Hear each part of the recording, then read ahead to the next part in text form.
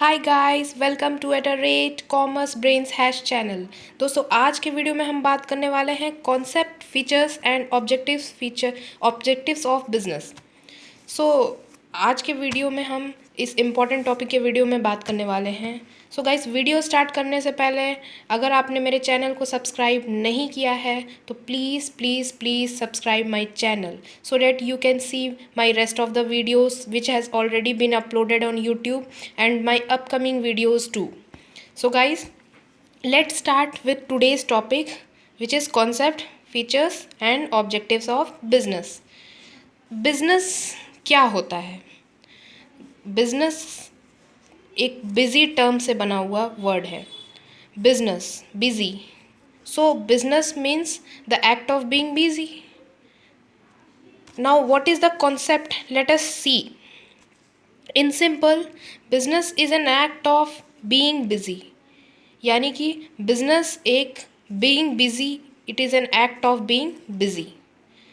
So, like a student is busy in reading, a singer is busy in singing, a farmer is busy in farming. Similarly, when a trader is engaged in buying and selling activity, he is busy in trade. So guys, business हम बोलते किसको है? Business क्या हम सारे activities को बोलते हैं? लेकिन हमको ये कॉन्सेप्ट में ये पढ़ना है कि जिस तरीके से एक स्टूडेंट रीडिंग में बिज़ी होता है, एक सिंगर सिंगिंग में बिज़ी होता है, एक फार्मर फार्मिंग में बिज़ी होता है, उसी तरह से जब कोई ट्रेडर बाइंग और सेलिंग एक्टिविटी में इंगेज्ड होता है तो वो बिज़ी होता है ट्रेड में. तो business is the state of being busy. ये तो एक कॉन्सेप्ट था कि बिज़ी होने का मतलब बिज़नेस. लेकिन क्या हम हर काम में, अगर हम पढ़ रहे हैं तो क्या वो बिज़नेस होगा? क्या हम सो रहे हैं तो क्या वो बिज़नेस हुआ? क्या हम घूम रहे हैं तो क्या वो बिज़नेस हुआ? क्या हम खाना बना रहे हैं तो क्या बिज़नेस हुआ? बिज़नेस किसे कहेंगे एक्चुअली में? सो यहाँ डेफिनेशन के थ्रू सिंपल डेफिनेशन मैंने आपको लिखा है, यहाँ पे आप देख सकते हैं. लेकिन आपको अगर किसी एक्सपर्ट्स के डेफिनेशन भी आते हैं तो इट्स गुड, आप उसको भी लिख सकते हैं. बट यहाँ हमने आपको सिंपली समझाने की कोशिश की है कि बिज़नेस क्या होता है, what is the actual common definition of the business. So we define the term business as the economic activity of buying and selling of goods and services for the purpose of earning profits. So guys, business क्या होता है? Business एक economic activity है. यानी कि हर activity को हम business नहीं बोल सकते. बिज़नेस एक इकोनॉमिक एक्टिविटी है जिसमें बाइंग और सेलिंग एक्टिविटी परफॉर्म की जाती है, गुड्स और सर्विसेज होता है, and for the purpose of earning profits. Profit purpose को हम बिज़नेस बोल सकते हैं. प्रॉफिट अर्निंग के पर्पस को हम बिज़नेस बोल सकते हैं. यानी कि बिज़नेस परफॉर्म की जाती है फॉर अर्निंग द प्रॉफिट. किसी अर्निंग कॉन्सेप्ट, यहाँ पे अर्निंग कॉन्सेप्ट आएगा तभी बिज़नेस होगा. सो अब क्या इकोनॉमिक एक्टिविटी या non economic activity, human activity से आपको मोर क्लैरिटी हो जाएगी. आपकी क्लैरिटी के लिए मैंने यहाँ ह्यूमन एक्टिविटी लिखा है, which is divided into economic and non economic activity. तो ये आप डेफिनेशन तो आप देख ही लिए हैं कि business is the economic activity of buying and selling of goods and services for the purpose of earning profits. अब चलिए हम क्लैरिटी के लिए और बात कर लेते हैं ह्यूमन एक्टिविटी कितने तरीके से होते हैं. Types of human activity. So types of human activity means business तो ह्यूमन एक्टिविटी ही होगा, human beings he carry out करेंगे. लेकिन क्या एक्टिविटी दो तरीके से ह्यूमन बींग्स कैरी आउट कर सकते हैं, एक इकोनॉमिक और एक नॉन इकोनॉमिक. इकोनॉमिक का मतलब होता है guys, undertaken for the purpose of earning profit. Profit के पर्पज़ से किया जाने वाला एक्टिविटी, उसको हम बोलते हैं economic activity. Non economic activity मतलब undertaken out of love, sympathy और अदर देन अर्निंग. यहाँ पे अर्निंग कॉन्सेप्ट नहीं होता है. आपकी मदर घर पे खाना बना रही हैं तो वो आपसे रुपीज़ चार्ज नहीं करती, आप कोई चार्ज नहीं करती कि ब्रेकफास्ट में I will take this, lunch में this much I will take, dinner में this much I will take, और टोटल पूरे दिन का मैं इतना लूँगी या पूरे मंथ में मैं एक बार इतना लूँगी, ऐसा तो नहीं करती वो. सो वो एक नॉन इकोनॉमिक एक्टिविटी हुआ, वो बिज़नेस में नहीं आएगा. इकोनॉमिक एक्टिविटी अर्निंग कॉन्सेप्ट को लाता है कि अर्निंग, जहाँ पे अर्निंग कॉन्सेप्ट आती है गाइस, वही बिज़नेस होता है for the purpose of earning profit. तो बिज़नेस, अब आपने समझ लिया होगा कि बिज़नेस हम बोलते किसको हैं। अगर मैं आपको यहाँ पे एग्जांपल दी कि अगर आपकी मदर घर पे खाना बना रही है अपने फैमिली के लिए, तो वो नॉन इकोनॉमिक एक्टिविटी हुआ, वो अर्निंग के लिए नहीं कर रही है, वो care, love, sympathy, welfare purpose से कर रही है। लेकिन वही अगर आपकी मदर एक रेस्टोरेंट ओपन की है, आपने रेस्टोरेंट खोला और वहाँ पे खाना बना रही है, तो वो अर्निंग पर्पस से कर रही है। वहाँ पे वो अर्निंग पर्पस लाएंगी, वहाँ पे वो फैमिली के तरह नहीं कि हम आपको फ्री में खिला रहे हैं, डैट इज़ नॉट। तो यहाँ पे जो हुआ ये इकोनॉमिक एक्टिविटी हुआ और ये नॉन इकोनॉमिक। आप अच्छे से एग्जाम्पल तो सेम है, although situation as per the situation it changes कि ये बिज़नेस है कि नहीं बिज़नेस है। तो अभी आपको मैंने ह्यूमन एक्टिविटी क्लैरिटी के लिए आपको मैंने दिखाया कि ह्यूमन एक्टिविटी दो तरीक़ों से होती है, एक वो होती है जो नॉन इकोनॉमिक होती है और एक इकोनॉमिक होती है। तो जो इकोनॉमिक एक्टिविटी होती है वही बिज़नेस होती है। अब इसको हम एग्जाम्पल के थ्रू हम मोर क्लियर करेंगे कि इकोनॉमिक एक्टिविटी बिज़नेस हम किसे कहते हैं और बिज़नेस क्या क्या चीज़ें इंक्लूड नहीं करता है non economic. So first example is a person cooking food in restaurant. मैंने आपको बताया कि रेस्टोरेंट में अगर खाना बना रहा है तो वो एक बिज़नेस होगा क्योंकि वो अर्निंग पर्पज़ से कैरी आउट कर रहा है। लेकिन अगर सेम पर्सन अपने घर पे खाना बना रहा है, person cooking food at home for family, तो वो बिज़नेस नहीं होगा क्योंकि वो घर पे खाना बना रहा है तो ये नहीं बोलेगा कि मुझे पैसे दो। वो खाना अर्निंग पर्पस से नहीं कर रहा है, बना रहा है। सो उसको हम बोलेंगे कि ये अगर वो रेस्टोरेंट में बनाता है तो बिज़नेस हो जाता है, और अगर वही वो घर पे बनाता है तो वो बिज़नेस नहीं होता है।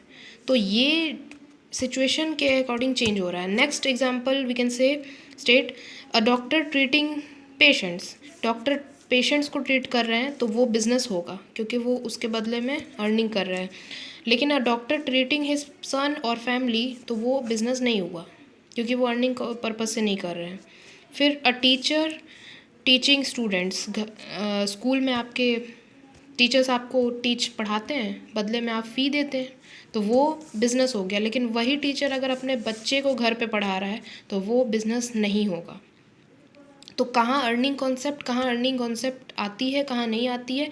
जहाँ अर्निंग कॉन्सेप्ट आ रही है, अर्निंग प्रॉफिट, अर्निंग मनी, तो वो बिज़नेस हो जा रहा है। और अगर वो अर्निंग कॉन्सेप्ट नहीं आ रही है तो वो बिज़नेस नहीं है। यहाँ हम नॉन इकोनॉमिक में नॉन प्रॉफिट ऑर्गेनाइजेशन भी हम इंक्लूड कर सकते हैं कि वैसे ऑर्गेनाइजेशन या वैसे कुछ वॉलंटियर्स हो गए जो कि अपने विलिंगनेस पे सर्विसेज देते हैं। तो यहाँ पे उनका प्रॉफिट मोटिव नहीं होता है, वेलफेयर मोटिव होता है। तो वेलफेयर मोटिव होता है, इसका मतलब नॉन इकोनॉमिक। तो नॉन इकोनॉमिक में वो सारी ऑर्गेनाइजेशन, नॉन प्रॉफिट ऑर्गेनाइजेशंस और वॉलंटियर्स आ गए। तो ये हो गया आपका बिज़नेस, कि बिज़नेस हम किसको कहेंगे और बिज़नेस हम किसे नहीं कहेंगे। सो आप, आई होप कि आपने ये समझ गए, आपको ये क्लियर हो गया होगा कि बिज़नेस क्या होता है, किस एक्टिविटीज़ को हम बिज़नेस कह सकते हैं, किस एक्टिविटीज़ को हम नॉन बिज़नेस में कैटेगराइज कर सकते हैं। सीधी सीधी बात है गाइस, इकोनॉमिक एक्टिविटी होनी चाहिए, अर्निंग कॉन्सेप्ट होनी चाहिए, प्रॉफिट अर्निंग होनी चाहिए, तो बिज़नेस है। अगर वो नॉन इकोनॉमिक एक्टिविटी है तो वो बिज़नेस नहीं है, उसमें कोई अर्निंग नहीं हो रही है। So that is the classification between business and non-business activity. Now next one is the feature of business.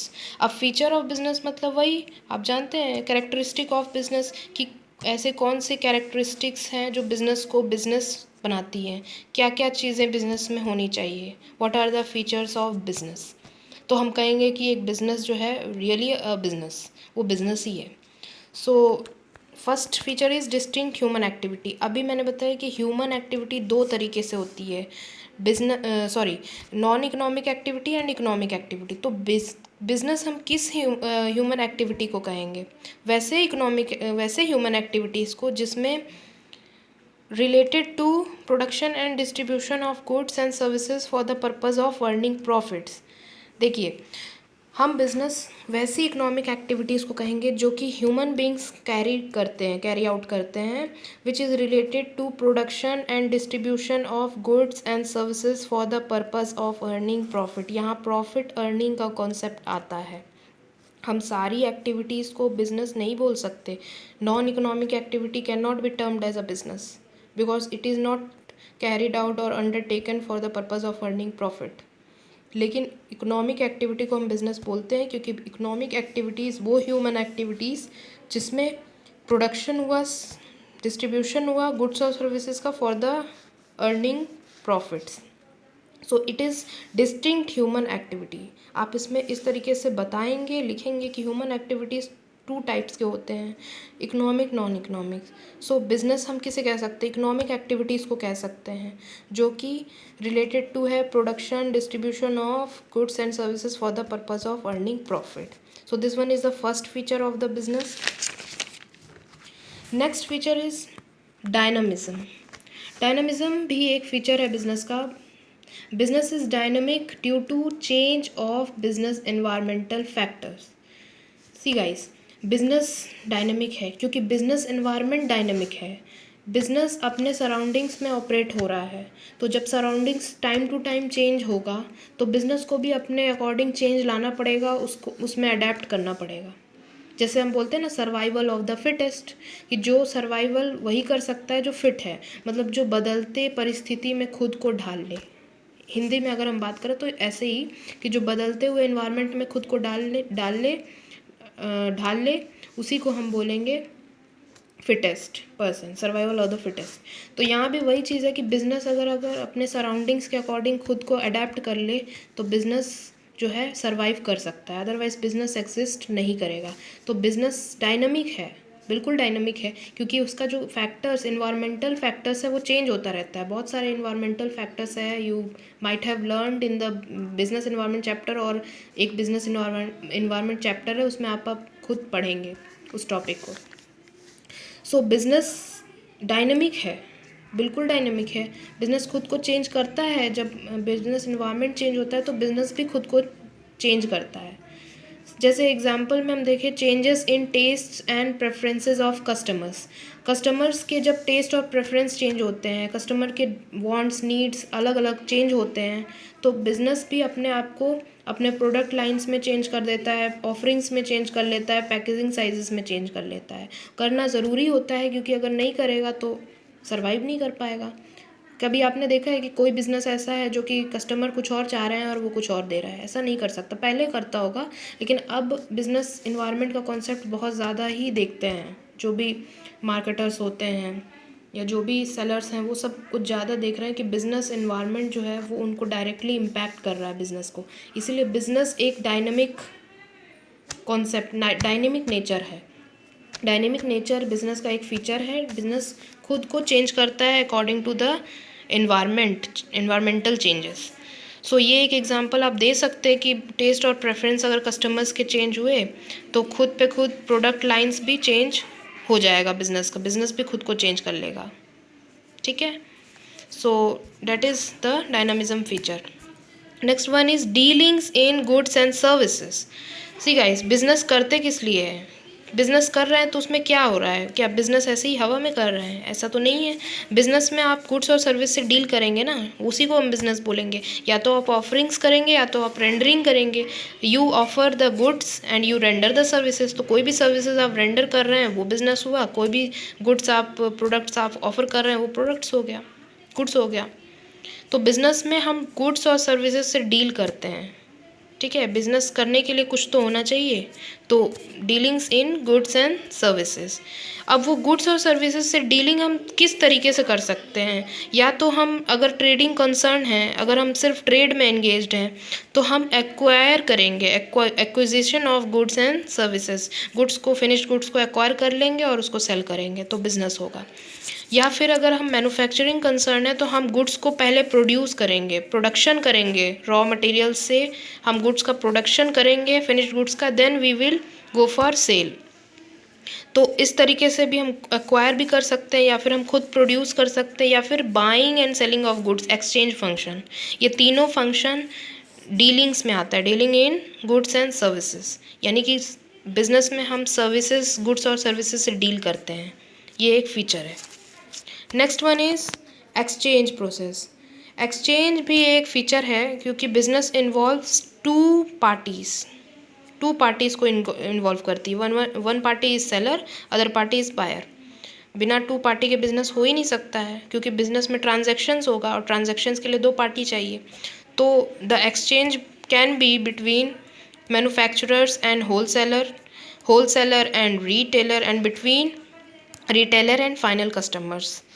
अब ये एक्सचेंज जो होता है ये तीन तरीके से हो सकता है। अगर किसी प्रोड्यूसर ने गुड्स प्रोड्यूस किया है तो उसको फिर मैं होलसेलर्स को देंगे, देन होलसेलर एक्सचेंज करेगा रिटेलर के साथ, फिर रिटेलर फाइनल कस्टमर तक, मार्केट तक उसको पहुंचाता है। जनरल स्टोर्स देख लीजिए, जनरल स्टोर्स को, वो एक रिटेल शॉप है, वो लोग भी गुड्स कहीं से एक्वायर करते हैं होलसेलर से, और होलसेलर जो है वो फाइनली मैन्युफैक्चरर से एक्वायर करते हैं, और इस तरीके से जो है एक्सचेंज प्रोसेस होता है। तो बिना एक्सचेंज के तो बिजनेस होगा ही नहीं गाइस। तो बिजनेस में एक्सचेंज प्रोसेस इज मस्ट, वही बिजनेस को बिजनेस बनाती है। एक्सचेंज होना चाहिए, टू पार्टीज इन्वॉल्व होना चाहिए। अब आप शॉप खोल के चुपचाप बैठे हैं और आप कुछ कर नहीं रहे हैं, एक्सचेंज नहीं कर रहे हैं, तो थोड़ी बिजनेस हुआ। वो कहने के लिए बिजनेस हो गया, लेकिन आप जब एक्सचेंज ही नहीं कर रहे हैं, गुड सर्विसेज आप सेल नहीं कर रहे हैं, और इन रिटर्न आप अगर मनी नहीं ले रहे हैं, रिसीव कर रहे हैं, तो फिर वो एक्सचेंज नहीं हुआ। सो एक्सचेंज में दो पार्टी का इन्वॉल्वमेंट होना चाहिए। और एक्सचेंज मैंने तीन तरीके से आपको दिखाया कि तीन तरीके से हो सकता है, मैन्युफैक्चरर और होलसेलर के बीच, होलसेलर और रिटेलर के बीच, और रिटेलर एंड फाइनल कस्टमर्स के बीच, या हम मार्केट भी बोल सकते हैं। Then the next feature is regularity, continuity. See guys, business is a continuous activity. अब ऐसा नहीं है कि एक बार हम कर दिए, एक बार हम किसी को सामान दे दिए, बदले में हमें गेन हो गया, पैसा मिल गया, वो बिज़नेस हो गया। ऐसा नहीं है। आप जनरली उसमें रेगुलर डीलिंग, डेली बेसिस पे उससे डील करने चाहिए, डेली। ठीक है, जैसे अगर आप सप्ताह में या महीने में, वीकली, मंथली, ईयरली आप कुछ पुराने items, second hand goods sell कर देते हैं, और बदले में आपको मनी मिल जाता है, कुछ थोड़ा बहुत अर्निंग मिल जाता है या गेन हो जाता है, तो that can not be termed as business. वो बिजनेस नहीं हुआ। क्यों नहीं हुआ? क्योंकि वो आप रेगुलर नहीं कर रहे हैं, वो आप वीकली कर रहे हैं, मंथली कर रहे हैं, ईयरली कर रहे हैं, लेकिन आप डेली नहीं कर रहे हैं। यहाँ पे डेली का कॉन्सेप्ट आता है, डेली डीलिंग करना है, regularity in dealings in goods and services. Dealing करनी है, रेगुलर बेसिस पे करनी है। ठीक है, जो आप स्टोर्स देख रहे हैं, रिटेल स्टोर्स, या जो भी बड़े बड़े होल सेलर्स, रिटेल आउटलेट्स देख रहे हैं, शोरूम्स देख रहे हैं, वहाँ पे आप डेली देख रहे हैं कि डेली वो उसी गुड्स और सर्विसेज से डील कर रहे हैं, डेली का काम है उनका, इसीलिए वो बिज़नेस है। लेकिन अगर आपने वीकली, मंथली, ईयरली अगर आपने कोई गुड्स को सेल आउट किया, आर्टिकल्स को, और आप बोले कि मुझे प्रॉफिट हो गया, तो वो बिज़नेस नहीं होगा। तो बिज़नेस में रेगुलरिटी होना चाहिए। ठीक है, एग्जाम्पल में देखिए, selling of old articles does not include business, but selling of articles on regular basis is business, वो बिज़नेस होगा। तो आप डेली इंगेज होनी चाहिए बाइंग सेलिंग में, तभी आप जो है वो बिज़नेस कर सकते हैं, तभी वो कहलाएगा कि आप बिज़नेस कर रहे हैं। The next one is profit orientation. बिल्कुल, प्रॉफिट ओरिएंटेशन तो बिजनेस में है। It is a primary objective of the business to earn the profit. बिना प्रॉफिट के बिजनेस कैसे सर्वाइव कर पाएगा? प्रॉफिट किस लिए, बिजनेस किस लिए आया? प्रॉफिट के लिए आया, स्टैब्लिश हुआ। कोई भी बिजनेसमैन को देखा है कि वो बोले कि नहीं, हमको प्रॉफिट नहीं चाहिए? प्रॉफिट तो अर्न करना ही पड़ेगा। प्रॉफिट अर्न करने के पीछे रीज़न क्या है कि profit is a motivator of business. Business को वो मोटिवेट करता है। अगर आपको कुछ ज़्यादा अर्निंग होगी, कुछ ज़्यादा एक्स्ट्रा आपको बोनस टाइप में मिलेगा, तो आपको ये लगेगा कि नहीं, मुझे और ज़्यादा अच्छा करना चाहिए, इम्प्रूवमेंट करना चाहिए, ताकि मुझे और ज़्यादा प्रॉफिट हो। तो इस तरीके से जब ज़्यादा से ज़्यादा प्रॉफिट होगा, तो वो आपके ग्रोथ और एक्सपेंशन ऑफ बिजनेस में काम आएगा। यानी बिजनेस को अगर आप स्मॉल स्केल पे खोल के रखें, आप उसे लार्ज स्केल तक ले जाना चाहते हैं, तो वो भी आप कर सकते हैं with the help of profit. तो प्रॉफिट के बिना बिजनेस नहीं चल सकता। या फिर आप डाइवर्सिफाई करें, या फिर आप उसको एक्सपेंड करें बिजनेस को, ठीक है, या फिर आप सर्वाइव करें। सर्वाइवल के लिए भी प्रॉफिट ज़रूरी है। लॉन्ग रन तक बिजनेस लॉस में नहीं चल सकता। प्रॉफिट चाहिए आपको। कॉस्ट वगैरह जितने एक्सपेंसेस लगते हैं, वो सब कवर करने के लिए प्रॉफिट तो चाहिए, it is must. So business is a profit oriented activity. वो एक प्रॉफिट ओरिएंटेड है। बिना प्रॉफिट के बिजनेस हो ही नहीं सकता। बिजनेस में profit is the primary objective. Okay, so profit is must. Profit क्यों ज़रूरी है, तो ये मैंने आपको बता दिया कि प्रॉफिट बिजनेस में बहुत ज़रूरी है, इसलिए प्रॉफिट ओरिएंटेशन भी एक फीचर है बिजनेस का। कि बिजनेस में प्रॉफिट भी होनी चाहिए। The next one is creation and distribution of utilities. Utilities का क्रिएशन और डिस्ट्रीब्यूशन भी बिजनेस में आता है। बिजनेस में कैसे यूटिलिटीज़ क्रिएट कर सकते हैं guys? Time, place, form and position, इस तरह की यूटिलिटीज़ हम इस तरीके से क्रिएट कर सकते हैं। ठीक है, जैसे टाइम यूटिलिटी हम वेयर हाउसिंग के थ्रू क्रिएट करते हैं। जैसे कि टाइम क्या होता है कि प्रोडक्शन और कंजम्पशन के बीच में गैप होता है। ऐसा ज़रूरी नहीं कि जब गुड्स प्रोड्यूस हुआ तो तुरंत ही सेल कर दें उसे। जब नीड होगा, जब उसका मार्केट डिमांड होगा, तभी तो हम गुड्स को सेल करेंगे ना। तो इसलिए टाइम यूटिलिटी क्रिएट कैसे करते हैं? Where housing. वेयर हाउसिंग यानी कि स्टोर करना, गुड्स को स्टोर करके रखा जाता है और जब ज़रूरत होगा डिमांड के, जब डिमांड रिक्वायरमेंट होगी तो हम गुड्स को स्टॉक को सेल मार्केट में अवेलेबल करा के हम लोगों को सेल करेंगे। तो तब तक के लिए वेयर हाउसिंग होता है। गुड्स जैसे ही प्रोड्यूस्ड होगा वैसे ही वो सेल तो नहीं हो जाएगा, तो गुड्स को प्रोड्यूस करके फिर उसे स्टोर करके रखा जाता है ताकि वो ख़राब ना हो, डैमेज ना हो। डैमेज से बचाने के लिए, बहुत सारे डैमेजेस होते हैं, उससे बचाने के लिए, प्रिवेंट करने के लिए वेयर हाउसिंग की जाती है। तो टाइम यूटिलिटी कौन क्रिएट करता है? Warehousing. Then place utility. Place utility कैसे क्रिएट होता है? ट्रांसपोर्टेशन। अब गुड्स बन तो कहीं और रहा है, गुड्स प्रोडक्शन सेंटर पे बन रहा है, लेकिन उसे मार्केट में कंज्यूम होना है। तो प्रोडक्शन सेंटर से मार्केट थोड़ा तो दूर है, उसको हम उस डिस्टेंस को कवर करेंगे, कैसे करेंगे? ट्रांसपोर्टेशन के थ्रू। उसके लिए ट्रांसपोर्टेशन होनी चाहिए। बिना ट्रांसपोर्टेशन के गुड्स तो production centre to market carry available ही नहीं हो पाएगा। तो फिज़िकल डिस्ट्रीब्यूशन के लिए ट्रांसपोर्टेशन बहुत ज़रूरी है। तो प्लेस यूटिलिटी ट्रांसपोर्टेशन क्रिएट करता है। ठीक है, next one is form utility. Form utility मतलब एक फॉर्म से दूसरे फॉर्म में चेंज करना, from one form to other form. Raw material से फिनिश गुड्स में चेंज करने के लिए प्रोडक्शन होना चाहिए। तो प्रोडक्शन से हम फॉर्म यूटिलिटी क्रिएट करते हैं। ठीक है, then possession utility. Possession utility means the ownership of goods change होता है। कैसे क्रिएट होता है? सेलर है, बायर है। सेलर पहले वो गुड्स सेलर के पास रहता था, उसकी ओनरशिप सेलर के पास थी, लेकिन जब उसने उस गुड्स को सेल कर दिया तो वो बायर के पास चली गई। तो बायर, उसका ओनरशिप राइट जो हुआ वो बायर के पास चला गया।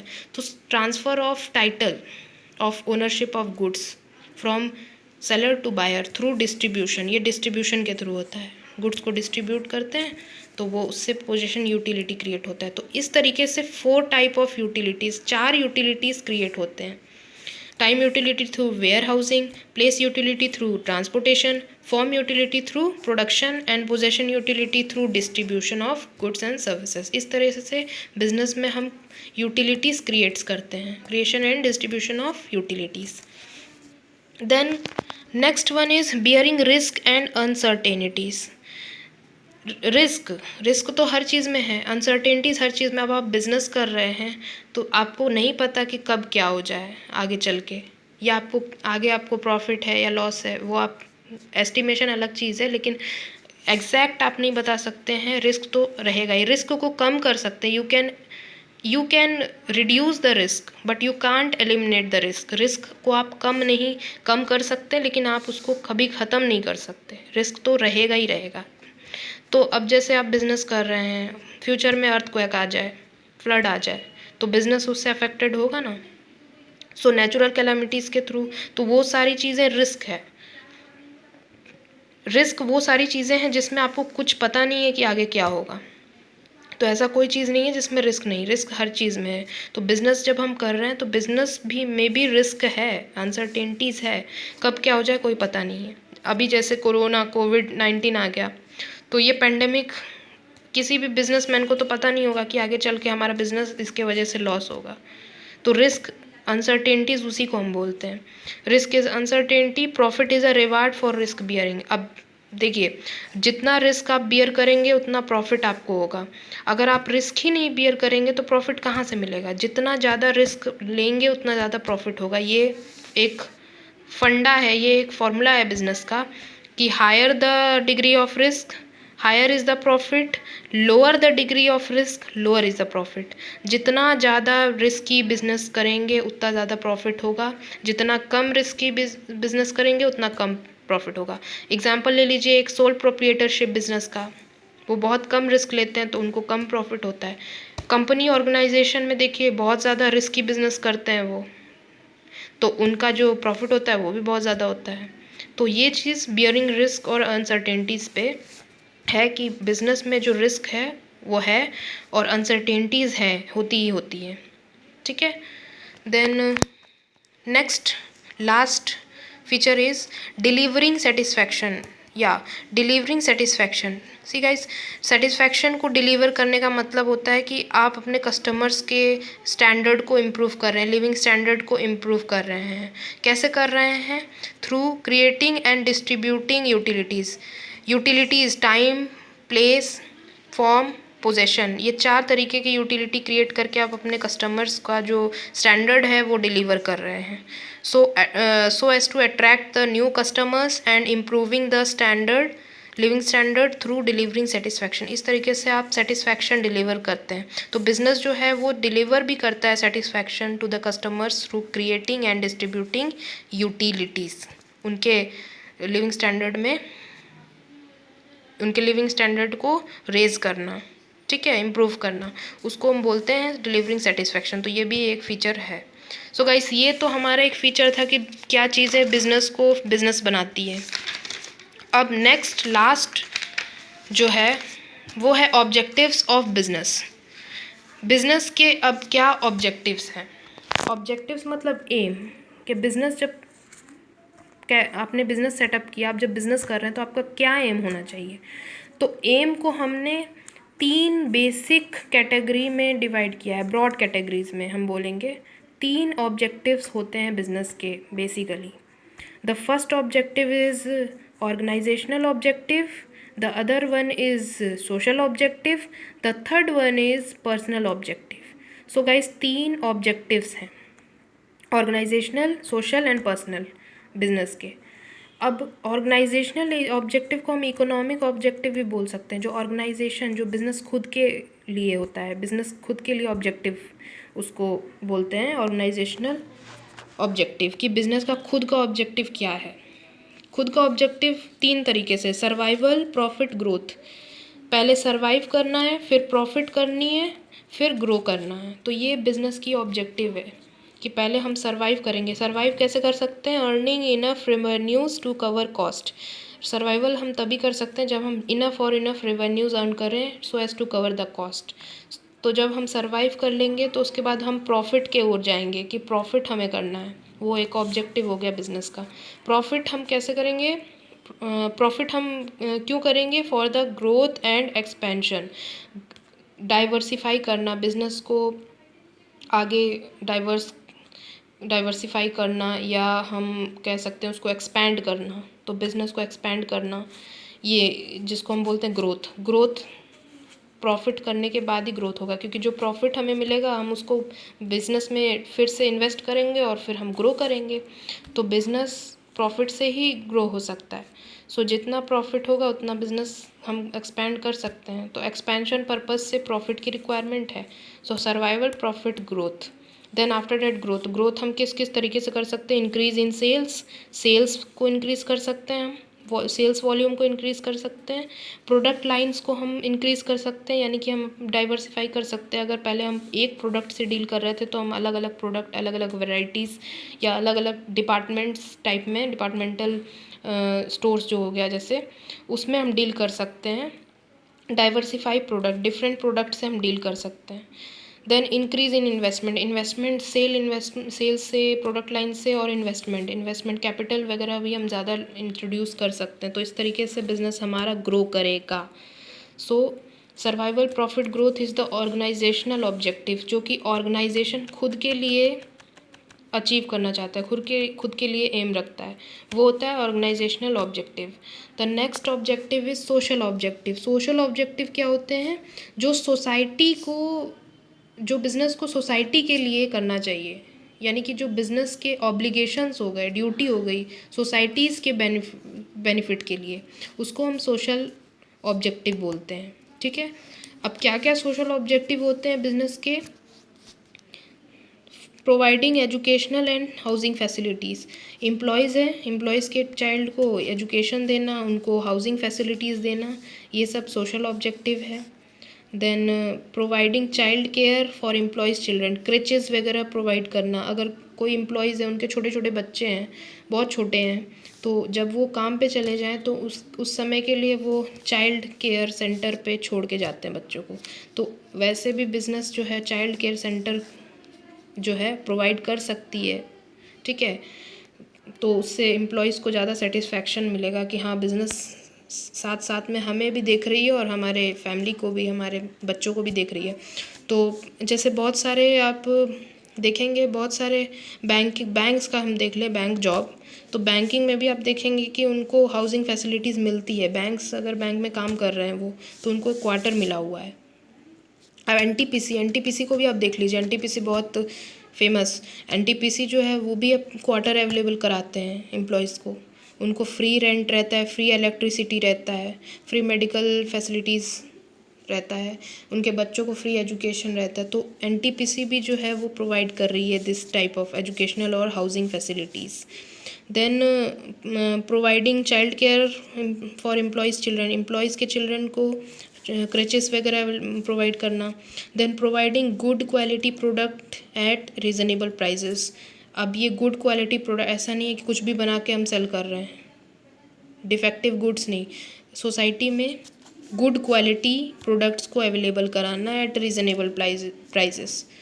एक्सप्लॉइट नहीं करना है, बहुत ज़्यादा एक्स्ट्रा ऑर्डिनरी चार्ज नहीं करना है। रीज़नेबल प्राइस का मतलब लो प्राइस नहीं होता है, लो प्राइस अलग होता है। रीज़नेबल मतलब जो उसका फेयर प्राइस है, एक्चुअल में जो उसकी कीमत होनी चाहिए किसी प्रोडक्ट की, उतना ही चार्ज करना, that is reasonable price. Although low price का मतलब रीज़नेबल प्राइस से भी कम।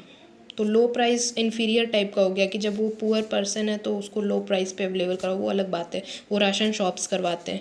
लेकिन बिज़नेस को जनरली रीज़नेबल प्राइस पे, जितनी उसकी एक्चुअल कॉस्ट, जितनी उसकी एक्चुअल वैल्यू है, मतलब प्राइस है, उतना ही है, उतने पे ही चार्ज करना। तो providing good quality product eight reasonable prices. Next one is providing employment opportunities generate करना, ज़्यादा से ज़्यादा रोज़गार देना, वो भी एक बिज़नेस का ऑब्जेक्टिव है।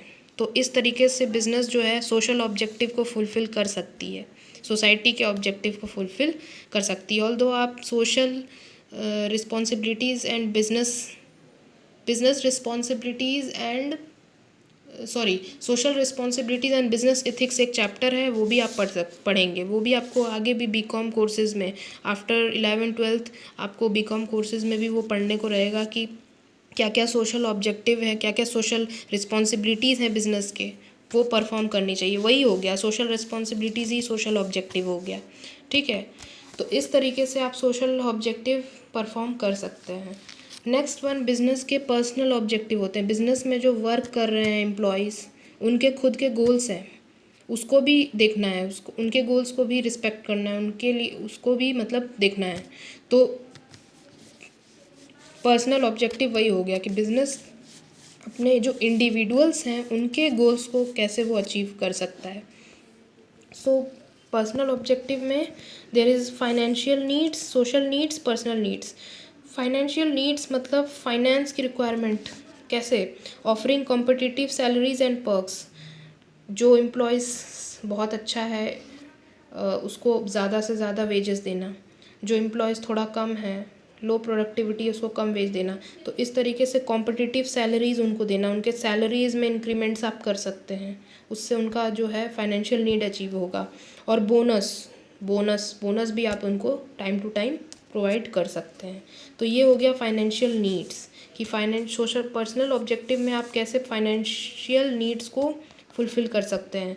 Next one is social needs. Social needs मतलब इंडिविजुअल्स के सोशल नीड्स को पूरा करना, कैसे, पीयर रिकॉग्निशन और स्टेटस के थ्रू उनको स्टेटस देना, उनको पोजीशन के हिसाब से उनको रिस्पेक्ट करना, उनके स्टेटस को रिस्पेक्ट करना, उससे भी जो है उनका personal goals, personal objective achieve होगा। Next one is personal objective जिसमें कि करियर एडवांसमेंट, ग्रोथ, ट्रेनिंग वगैरह आप उनको दे के डेवलप कर सकते हैं, चैलेंजिंग टास्क आप उनको दे सकते हैं अपने एम्प्लॉयज़ को, इससे वो मोटिवेटेड फील करेंगे और उनको उनका जो है डेवलपमेंट भी होगा, तो करियर एडवांसमेंट ग्रोथ कर सकते हैं आप उनका। इस तरीके से पर्सनल ऑब्जेक्टिव जो है वो बिज़नेस का अचीव होता है। तो बिज़नेस के 3 ऑब्जेक्टिव होते हैं, organisational objective, social objective, personal objective. Organisational objective में survival, profit, growth. Then social objective में educational and housing facilities, child care for employees children, then good quality products at reasonable prices, then providing employment. Then personal objectives में there is 3 types: financial, social, then personal needs, offering competitive salaries and perks, bonus. Social needs में peer recognition, status, and personal needs में career advancement, growth through counseling and training. So these are the objectives of business, 3 types of objectives. So इसमें हमने concept पढ़ा, feature पढ़ा और objective पढ़ा business के बारे में। Then the upcoming video we will learn the scope of business, कि बिजनेस के स्कोप क्या क्या हैं। सो इस वीडियो में इतना ही था guys. Wait for the next video. See you soon, take care, thank you for watching the videos. And at last I want to say that if you have enjoyed and if you are seeing my video, then please don't forget to subscribe my channel and press the bell icon.